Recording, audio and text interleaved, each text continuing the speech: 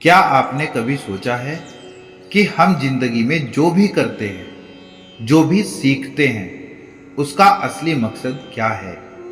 हम सुबह उठकर काम पर जाते हैं, पैसे कमाते हैं, रिश्ते निभाते हैं, पर क्या हम सच में सब अपनी मर्जी से कर रहे हैं या बस एक रटी रटाई कहानी का हिस्सा बन गए हैं? क्या हमारी जिंदगी का रिमोट कंट्रोल हमारे अपने हाथ में है या किसी और के?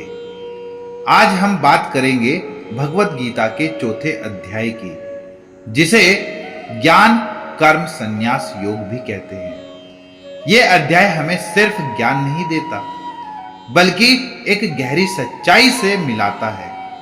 यह बताता है कि कैसे हम अपनी जिंदगी के हर काम को एक पूजा बना सकते हैं और कैसे सही ज्ञान हमें आजादी दिला सकता है। इस अध्याय की शुरुआत एक बहुत ही खास बात से होती है।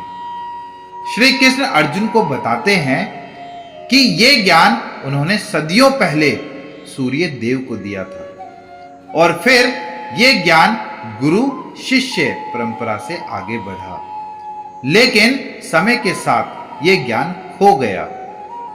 यह हमें सिखाता है कि कुछ ज्ञान इतने पुराने और पवित्र होते हैं कि उन्हें हमें बार बार अपनी जिंदगी में वापस लाना पड़ता है। लेकिन कृष्ण यहां एक और बहुत बड़ी बात कहते हैं। वो कहते हैं, जब जब धर्म की हानि होती है और अधर्म का बोलबाला होता है, तब तब मैं खुद इस धरती पर अवतार लेता हूं। ये क्या बताता है?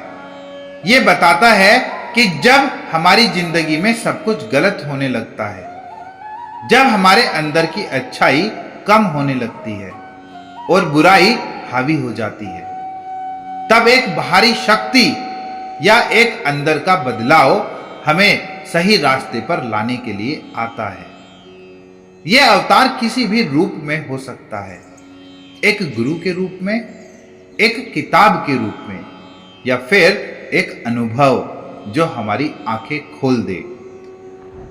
अब आते हैं इस अध्याय के सबसे जरूरी हिस्से पर, कर्म और अकर्म की समझ।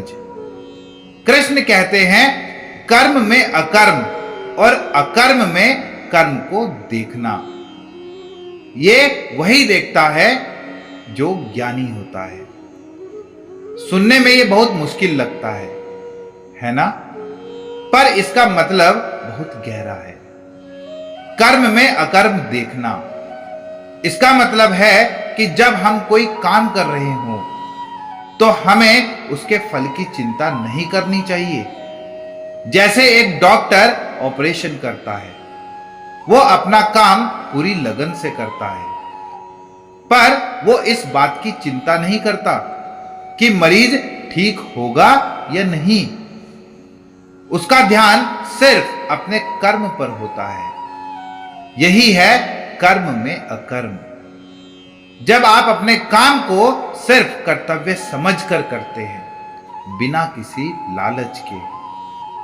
और अकर्म में कर्म देखना, इसका मतलब है कि जब हम कुछ नहीं कर रहे होते, यानी आराम कर रहे होते हैं, तब भी हमारा मन काम कर रहा होता है।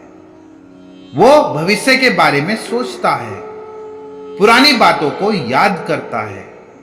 हमारा दिमाग कभी शांत नहीं होता।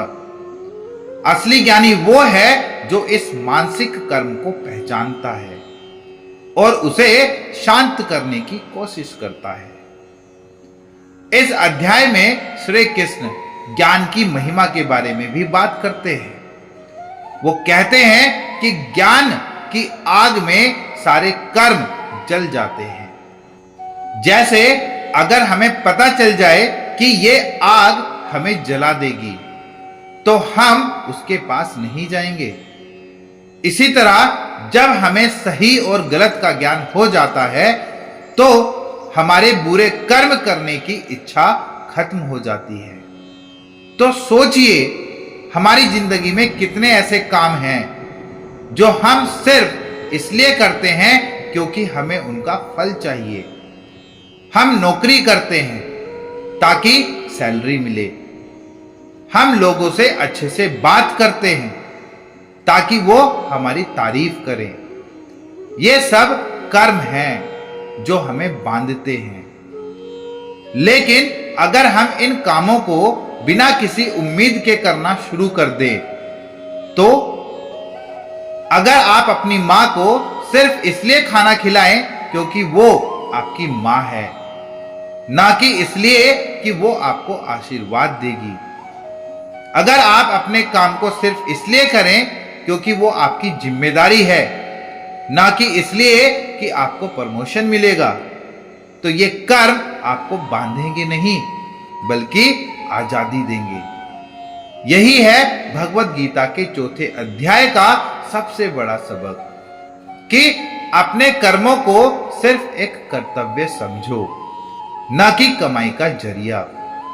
जब आप इस सोच के साथ जीते हैं तो आप शांत रहते हैं, खुश रहते हैं और सबसे बड़ी बात, आप अपनी जिंदगी के असली मालिक बन जाते हैं।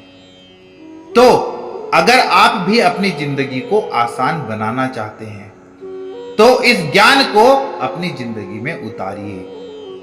अपने हर काम को एक पूजा बनाइए और याद रखिए, सही ज्ञान हमेशा आपके अंदर ही है, बस उसे पहचानने की जरूरत है। अगर आपको ये वीडियो पसंद आया हो तो इसे लाइक करें और अपने दोस्तों और परिवार के साथ शेयर करें ताकि ये ज्ञान उन तक भी पहुंच सके। अगर आप ऐसे ही और गहरे विषयों पर वीडियो चाहते हैं तो कमेंट करके जरूर बताइए। और हाँ, हमारे चैनल सच का दर्पण को सब्सक्राइब करना न भूलें। कमेंट में लिखिए जय श्री कृष्णा, हर हर महादेव।